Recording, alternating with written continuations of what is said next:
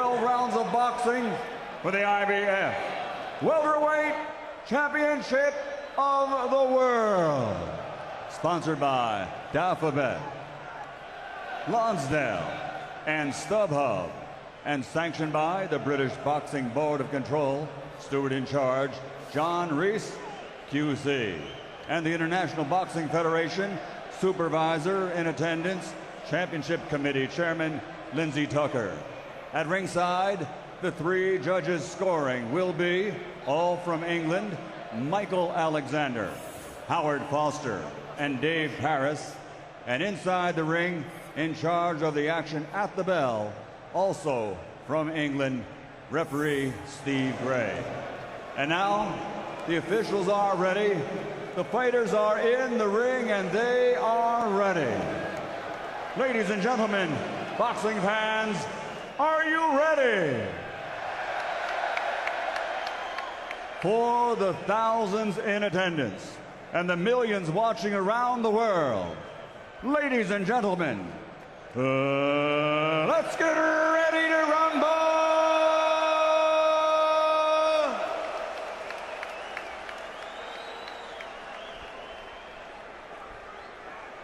Introducing first, fighting out of the red corner, wearing blue, red, and white. Official weight, 10 stones, 6 pounds, 9 ounces. As a professional, an excellent record. 22 victories, including 13 wins by knockout with only 1 defeat. He is the challenger, former British and British Empire champion, the welterweight, fighting pride of Birmingham, England, Frankie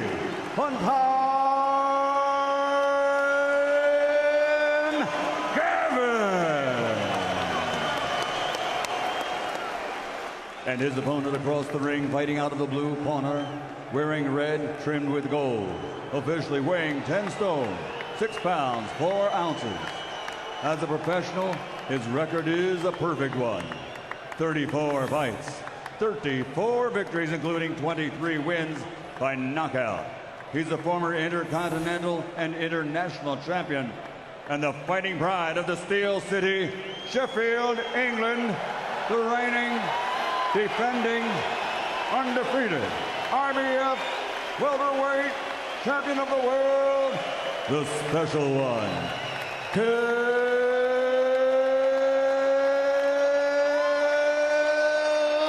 Brook.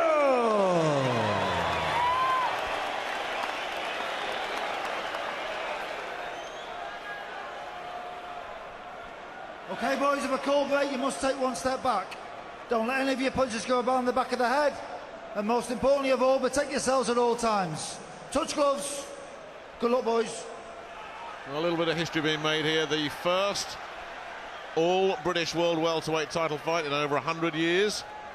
March 1914 in Sydney, when Matt Wells beat the Cornwall-based Irishman Tom McCormick. Second round, first round. 2015, Kell Brook making the second defence of his IBF welterweight title. Brook in the red against Frankie Gavin, the southpaw challenger from Birmingham. Jim Watt is alongside me, and we're joined by Paulie Malignaggi, who's going to be chipping in with some comments as well as this one unfolds. We saw Brook come out really sharp and spiteful against Jojo Dan. Now, I think that's a fight that Frankie Gavin has seen as well and has realised that he needs to just try and ease his way into this fight. Yeah, I see as Kell has switched to southpaw there for a couple of seconds. It's the speed of Brook's punching that is so difficult to deal with. Gavin, he's clever, he's cagey, he does have a really good jab of his own, but he can't match the speed of Brook. That's the thing, he's going to have to rely on his timing. As we saw him attempt to counter left hand on the top of the jab of Kell Brook. Timing beats speed. And Gavin was a very good amateur. He understands all about that. An outstanding amateur. Winner of the World Amateur Championships. Britain's only such winner. Of course, Kell Brook has very good timing of his own, guys. Yeah. What is it about southpaws? Kell Brook, most guys, you know, they raise their eyebrows at southpaws. Kell seems to love them, Paulie. Well, you know, you have to fight a different angle. You have to fight at angles that you're not used to fighting, because most guys you get in the ring with in the gym and in fights are not southpaws. So they're more used to you because most guys are right-handed, but you're not used to them. So the angles change. You have to work completely differently a lot of times. The leading feet are always a problem too. You end up tripping over each other, and southpaws want to move anti-clockwise, orthodox want to go the other way, and that's the first thing you want to do against a southpaw, is move him in the direction he's not comfortable with doing. So Brook wants to move to his own left. He's finding the range now, Brook. See, Kell's trying to jab over the top of Frankie's right hand, because the jab's on the same side. What Frankie's attempted a couple of times is to counter that jab with the straight left of his own. Well, it's good to see that Gavin doesn't look like he's psychologically overwhelmed here. That's what happened to Jojo Dan in the first defense. He was beaten from the first bell, looked terrible, just didn't put up a performance at all. Gavin looks like he means business here. Straying low, not for the first time with a body shot. Brook's finding the range more as the round goes on. Good jab from Frankie.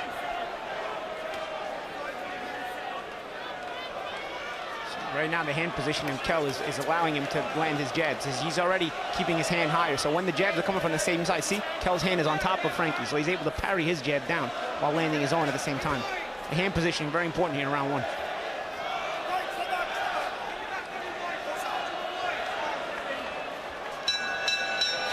So the opening 3 minutes done and dusted. Just a little range-finding exercise there for Kell Brook as he goes back to Dominic Ingle. A lot of movements. All you've got to do is get that timing on that jab. There were times that you could have just slightly stepped across with that shot. You understand? But I'm good with your timing. Okay?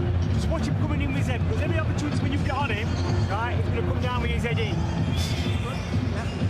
Moving that upper body. Right there, not just the back. Just down. Well, Frankie had a go a couple of times with his own left hand. I think he found himself mostly in the opening round having to react to what Brook was doing. So it'd be nice if he can get himself to come forward. I don't know if he can manage that. But I think what we have is Brook supremely confident. Frankie Gavin maybe needing something to happen to get the confidence up. Hopefully that will happen. Round two then of this 12-round world title fight. Kell Brook defending his IBF welterweight belt against the challenger Frankie Gavin. All sorts of mega fights on the horizon for Brook, given the division that he's in. But first he's got to get past Frankie Gavin, and he knows that. He knows he's got to stay focused one fight at a time. Easier said than done, of course. Well, this is a man who would love to get in with Mayweather. See, that's the feet. He's just stood in Frankie's toe. That is the big problem with southpaws and orthodoxy. But sometimes it happens on purpose, right, Jim? Yeah, if you're good enough, Paulie, yes. I was never that good. Getting a nice little left hook there from Brook too. Can't believe the cynicism of Paulie Malignaggi sometimes. Every trick, every trick. Yeah, whatever you need.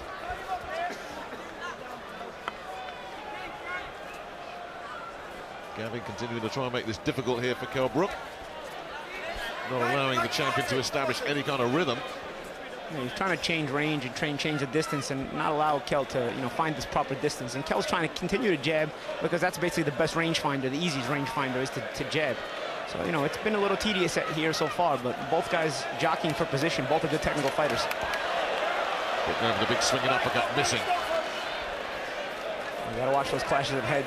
So they're getting close there, the righty-lefty.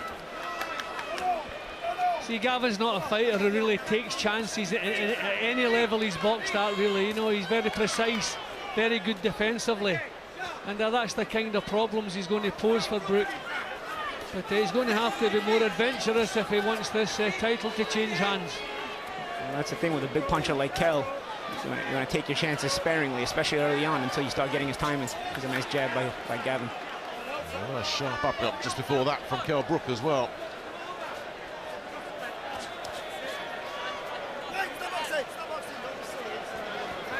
Brook just trying to be the tough guy there, and Gavin not allowing himself to be bullied.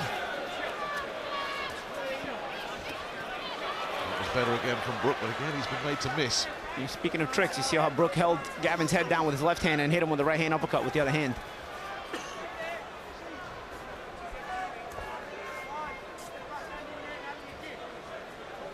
Yeah, I think once he gets a couple of rounds behind him, Gavin maybe find a bit of confidence. But not a lot has happened yet to give him that. But Brook starting to close distance. He's starting to force Frankie to fight a little bit more often than he'd like to. We'll see if it's a matter of confidence or if Frankie's just going to have to open up now. Last few seconds then of this second round. The fight hasn't taken off yet. And Gavin will be the happier of the two that he's got through these opening 2 sessions without getting blitzed. Southpaw by Brook again.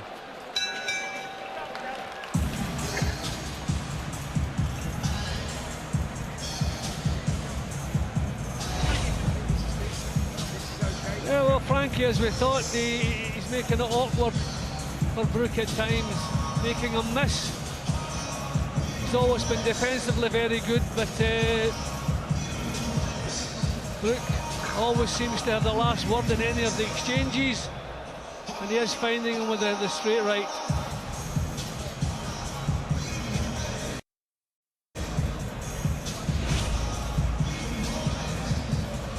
Another VIP bar. Get a terrific view of the action from up high. There it is. Packed out here at the O2.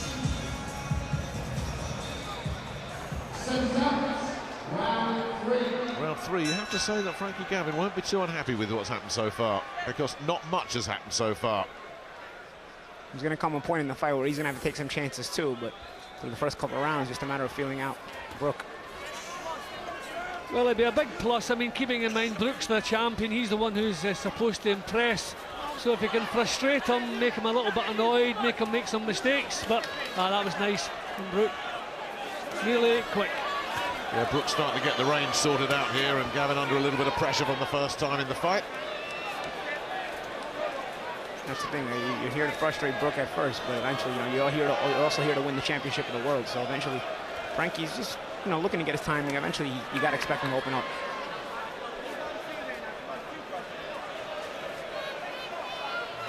There is a danger that Brook might get frustrated, but this proves that he's pretty disciplined in the ring these last couple of years.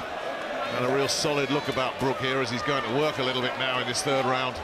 See what you don't want to happen, that you don't want Gavin to settle for second place and just put up a show, if you know what I mean. He's not doing enough to try to take charge. I just think Brook's on a different level to him. I just don't think he's prepared for this. I think the shots come, although he's 29, I think the chances come a little bit too early for him.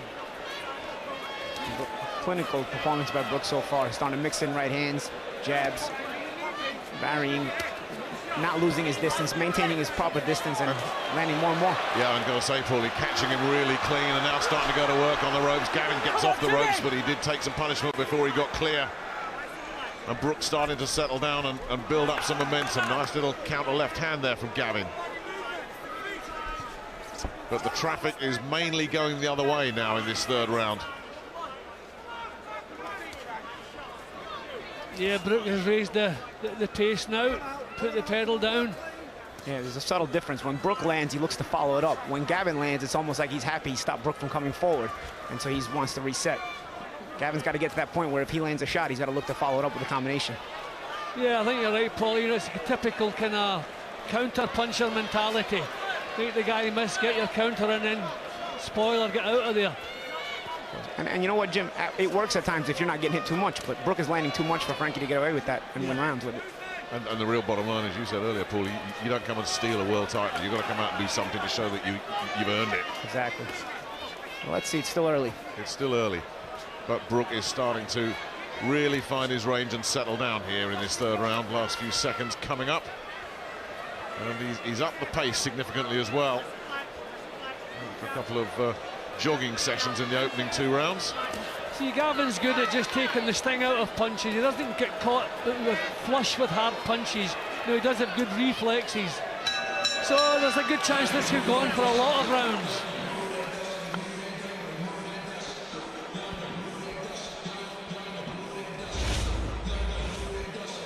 Dominic Ingle going to work there. Probably the best round of the fight so far for Kell Brook. Yeah, well, I always felt this was a fight that would get tougher for Frankie the longer it went. And if this is the shape of what's to come, then it's going to be a punishing night for him, switching to the body there. See, it's nothing that Gavin has done so far in his career has prepared him for facing Kell Brook. It's just what a tough ask. Can't blame him for taking the chance, but it's a big ask for him. Yeah, really good accuracy with that barrage there from Kell Brook. Round 4. Round 4. They brought in some southpaw sparring for Kell for this one. Terry Flanagan, the former British champion, reportedly did some work down at the Winco Bank gym.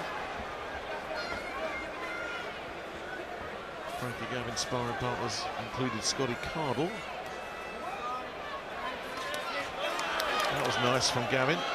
Little raiding tactics there from the southpaw. Digging the body shot in, Brook. I think that gave Gavin something to think about there. Oh, the body language is clear, isn't it? I mean, he's just looking to survive here now, Gavin. Well, he's cutting the ring off. Well, very good is Kell Brook. Gavin got away there because Brook threw a hook and missed it, but Kell's putting that mental pressure as well as that physical pressure, and it's really making Gavin panic at times.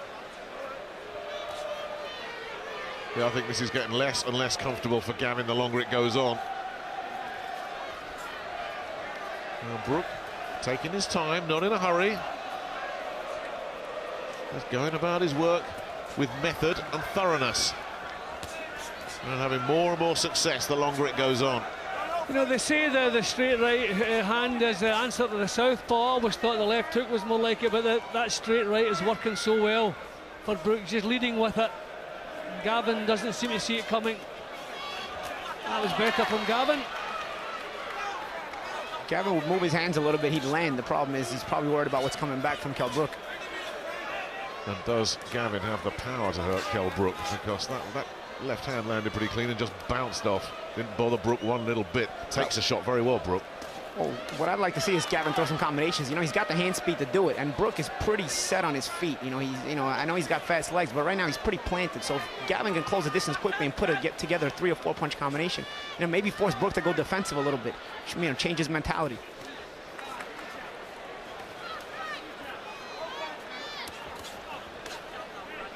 He's putting the spite into the punches now, Brook. Yeah, it really is. And mixing them up. They're coming from all angles now. And Gavin looks to try and turn the tables, though. And See, I Brook think just Brook gets away. I think he's conscious of the fact if this one goes on too long, it won't be doing his reputation an awful lot of good. If you're in control of a fight and the other guy's still in there, these are solid punches now. I think Brook wants him out of there. Well, he's threatening to do just that because Gavin is getting bounced around this ring at the moment. Gavin going too defensive when Brook comes at him, not even thinking about counter punching or anything else. He just looks to cover up and make sure he can get hit clean. Brook continuing just to cut down this ring. Gavin continuing to back up, looking for somewhere to hide.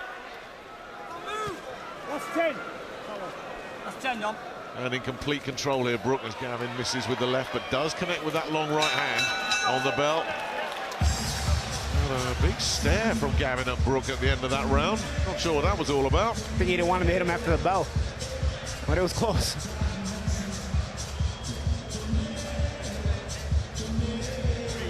Take your time, it'll come. When you're getting your own ropes, you're doing a bit too much to head. Think about the body shots as well.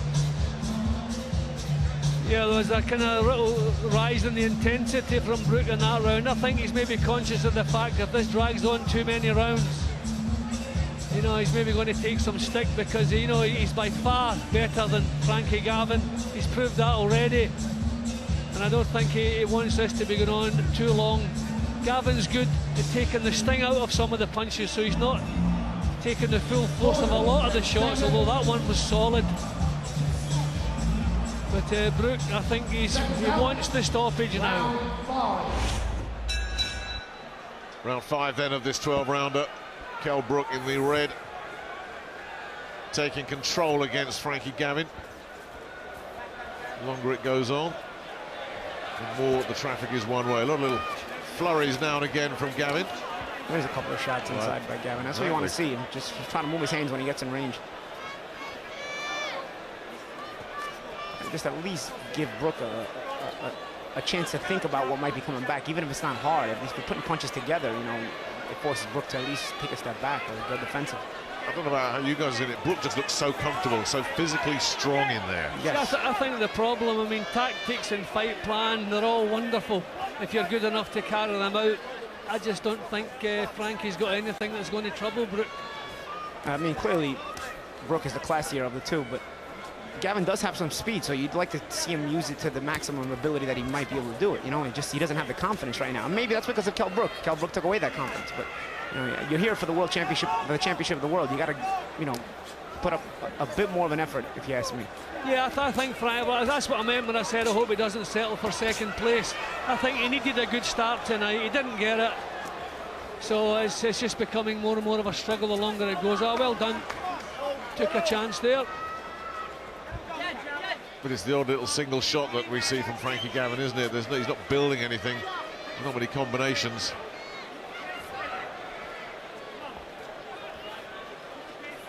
And Brook in no trouble. That was clever. Got his right hand through. You can actually see him drawing Brook onto that. You see, he's throwing punches at Kell to make him stop coming forward. He's not throwing punches at Kell to set traps. Kell is. Oh, that was wicked. Big right hand has got Gavin in trouble. The follow-up is there as well, and Gavin looking to try and just survive here and get out of that neutral corner. Good smother by Gavin. So swelling in the right eye there of Gavin there. Just adding to his problems if that closes. And we're seeing a bit more spoiling from Gavin as well now. He's kind of running out of ideas. It's just becoming painful for him. I mean, to his credit, he's been boxing at range, keeping out of trouble, but he's not been grabbing hold. When he starts doing that, then he's out of ideas. But it's too easy at the moment for Kell Brook, isn't it? As you say, you'd like to see him just step it up a little bit, go through the gears here. That was better from Gavin. Right there was a follow-up. See right there, you know, Brook gave him a look like don't hit me in the kidney, but don't acknowledge it. Just throw another combination right at him. Again, easier said than done, but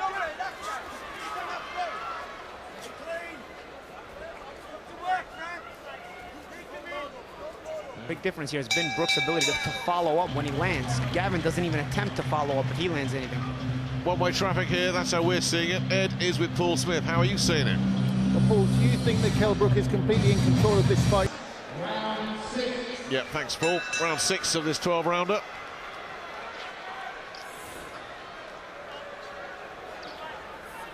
And still we wait for Kell Brook to just open up. And we continue to wait for Frankie Gavin to try and find something that will get Brook thinking, because it's too easy for Kell in there at the moment. You see, Kell doesn't give up his position. You see when Gavin throws a punch, Kell doesn't take too much of a step back. He doesn't overcommit on defense and make too much of a big move. You see, he doesn't lose his positioning, and therefore he can follow up. Hurt him with the right hand there, and Gavin's forced to cover up. He's going to work early in this round, Brook. Just Gavin just does not have any answer to what Brook has. It's a real bite in Brook's work when it's at his best. As I say, so many big fights on the horizon for him. You wonder if the Amir Khan fight will ever happen. He wants Mayweather. That's a long shot, but a lot of other names out there. A lot of big fights out there for him. I think that's what Kell needs, actually. You know, a couple of big name defences. You know, Jojo Dan and then Frankie here. They're not really enhancing his reputation a lot, but there's some massive fights in the welterweight division for him. Well, Dan, of course, was the mandatory, heavily criticised, but you can't blame Kell Brook for fighting that fella and making him look very ordinary. And Gavin again starts to look like he's really feeling this. There's a long way to go in this round. If Brook decides to just turn it on here, which he's doing. He's turned to southpaw there, back again. You see, he varies those punches very well. It's from the soft ones to the harder ones. Looks for the softer ones to open up Gavin, and then throws the harder punches once he opens them up. We call those throwaway punches. They're basically used as bait to try to open up the defense a little bit, because you have a guy like Gavin right now who's so defensive. You got to open him up a little bit, you see? Some soft ones, try to open up that guard, and then mix in some hard ones. couple of signs there he was beginning to break Gavin down. You know, Gavin had a look on his face as though he didn't quite know what to do about this. I think he's finding it really tough. Yep, painful. Fellas, I really do. But you know, at a certain point, you know, you gotta tell yourself you gotta go for it. You know, and again, it's easier said than done. But last night we saw Chris Algieri against Amir Khan, and Algieri just went for it. He fought outside of himself. He's usually a boxer. He took the fight to Khan as much as he could. Not to say that, you know, Gavin should go for broke like that, but at the same time, go for it. You know what I mean? You know, give it your best. That was caught again. He landed one of his own, but then really took one back from Brook, and he's in big, big trouble. Steve Gray having a look at this. Gavin looking to try and fight his way back into this, but he's in big trouble, and the stoppage is coming. There it is. You can see his body language just told you he was done even before that. Absolutely sold out. It was that big right hand that hurt him. He never recovered from it. Well, ironically, it came just after Gavin had landed a punch of his own. I think Gavin learned pretty early on here that he wasn't good enough for the job. He gave it his best shot. He did as much as he was able to do or was allowed to do. He could have tried a little bit harder. He could have thrown more punches, but I just think the end would have came earlier. Brook, as we thought before the match was made, was just a different class. And I always felt it was a fight. The longer it went, the rougher and tougher it was going to get for Frankie Gavin.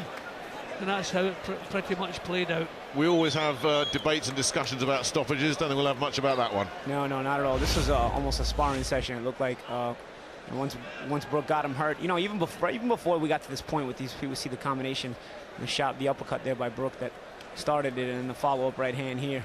Nice combination with uppercut and then a right hand from the both hands at the same time. There's a right hand uppercut twist, and then the right hand straight. Nice combination, very creative. And that's what I mean about Brook. He's got the arsenal and he's very creative with it.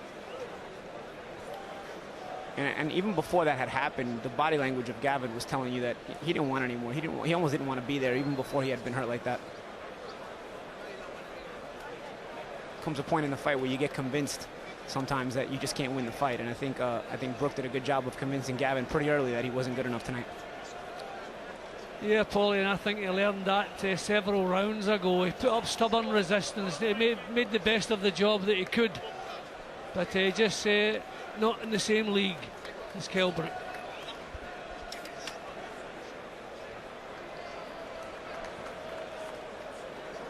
And a good stoppage by the referee. No point in this continuing. It wasn't competitive, and it was becoming more and more one-sided the longer it went. So a good referee in that situation is looking for an excuse to stop it, and Brook certainly gave him that excuse. Yeah, I mean, he'd done the best he could there, Gavin, in the first couple of rounds to just spoil and frustrate and try and build himself into the fight. But really, from round 3 onwards, once Brook started to get his measure, it was just a question of when. Yeah, and I don't think Brook wanted this to go on any longer. I think he would be fancying he was going to get some criticism if he allowed this to go to 12 rounds, for example. So he wanted the job done. He wanted it done quickly, and he got it done. And I wonder if Amir Khan is watching that, because that's the fight we want to see. A celebration with his partner. Lindsay enjoyed that one. The rest of the team enjoyed it as well. And job done. Onwards and upwards. Big fights, big money ahead for Kell Brook.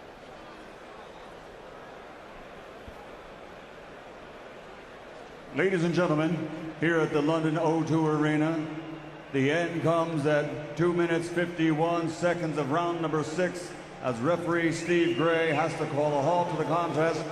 The winner by TKO victory, and still the undefeated IBF welterweight champion of the world, the special one, Kell Brook. Well, I don't think Frankie Gavin should go away from here with his head hung, because he came in, gave it the best he could do. It was always going to be a very, very tall order for him, and so it proved. Kell Brook, just too big, too good, too strong, too confident. And it was never really competitive. It's not one that's going to live long in the memory, let's be honest. But it keeps Kell Brook busy, and he keeps his belt, and that is the most important thing. Let's hear from him with Ed. Well, Kell, congratulations. Second defence, a good one. Were you just a level above Frankie Gavin this evening? Yeah, I think so. I always knew that it'd be tricky. I know it'd be scrappy. You know, I've seen him in with Ski and a few others. You know, he's very awkward. He's very crafty, very smart in the ring. So I knew that it'd be tricky for a few rounds, but I knew that just a matter of time before I nailed him. It seemed like you were trying to outbox the boxer early. Yeah, maybe so. We're trying new things, you know, because I know that he won the world in the amateurs, so I was just testing my skills, you know, against him. You know, he's a very talented boxer. I've just told him that, you know, we are friends, but we had, you know, boxing, it's a business, and I have to move on from this. Talk us through the finish. Did you know that it was time to step it up and try and get Frankie out there? Yeah, we're always going to do that. You know, we were just about to put his foot down on the gas. We could see that, you know, Frankie were tiring with the heavy-handed shots I was catching him with. And it was just a matter of time, you know, I caught him with a good shot, and I just capitalised on it. Overall, how highly do you rate that performance by you? You know, there's many more things to come from me. You know, to be honest, we are in dressing room. You know, I said to him, my adrenaline's not running. You know, I weren't excited, but, you know, as soon as, you know, I thought it's a big show and everything, I thought, you know, you've got to push me out, and I've got to just go out and perform. You know, I want big fights now. You say big fights. Obviously, Amir Khan won last night. Is that still the target for you? I don't know. You'll have to speak to Eddie, but it's getting boring now, me and Khan. You know, we've offered him. We've even asked, you know, to pick a phone up and we'll talk and everything. But he don't want to hear. You know, I've got this title. It's in the welterweight division, so why not fight me? This guy here, you know, he's got the cojones to get in and fight me. So I'll take me out to Gavin, Frankie Gavin. It's the word with Frankie. How are you feeling, Frankie? I'm all right. I know what the chocolate brownie's all about now. Yeah, he's strong, he's good, yeah, he's very good. You gave it your best, though? Pardon? You gave it your best? Yeah, of course, yeah. I weren't going to go down easy. He caught me with a good few shots in, I think, the second round. Lot of big shots, but I tried. I didn't. I would have carried on then. Do you know what I mean? I weren't. He caught me. He was catching me good shots. Fantastic fighter. But I'll be back. I've seen what it's like to be on Matchroom now, and I'm really enjoying the boxing. So I've lived the life this year better than I've ever lived it, and nothing's going to change now. I want to dig my feet down. I want to come back. I want to come back stronger. And I'd like to thank Eddie Hearn, Matchroom Promotions, for the opportunity. Thanks Kell Brook, and thank all the loyal supporters and even the fans who weren't my fans tonight for being here. Thanks everyone. Thank you. Kell's still the world champion, but the European title perhaps for you this year, Franco? What's the future for the winner and the loser, Eddie? Oh, for sure. Listen, Frankie stepped up to fight one of the best welterweights in the world. He deserves a lot of credit. You know, he's got the European title to deal with as well, but a lot of people talk about Frankie Gavin's got all the skill. And this is the stage he belongs, but he came up against a very, very strong, powerful welterweight in Kell Brook. You know, and he's got business to deal with all the top names in the division. But Frankie will be back, and he took his shot, and that's what sports and life's all about. He came in with a lot of support from Birmingham, and he deserves a lot of credit. No regrets, Frankie? Thank you. No regrets? No regrets, no, not at all. Fought for a world title, and I didn't disgrace myself. I've done as well as I could, and I'll be back, and I'll hopefully, with the opportunity that he gets out, I'll have another one soon. Unlucky tonight. Eddie, what about Kell Brook against Amir Khan? That's the fight the British public would like to see. It's deja vu, Ed, isn't it? We did this in Sheffield 9 weeks ago. You know, everybody wants Brook against Khan, but, you know, what can you do? You know, he's waiting for Floyd Mayweather. That fight's not happening in September. Apparently, he thinks it could happen next May. It's just a waiting game, you know. It's disappointing for the British public because Kell Brook wants to fight Amir Khan, and, you know, we talk about it and, you know, we get excited about it, but you lose the excitement when you can't see it happening.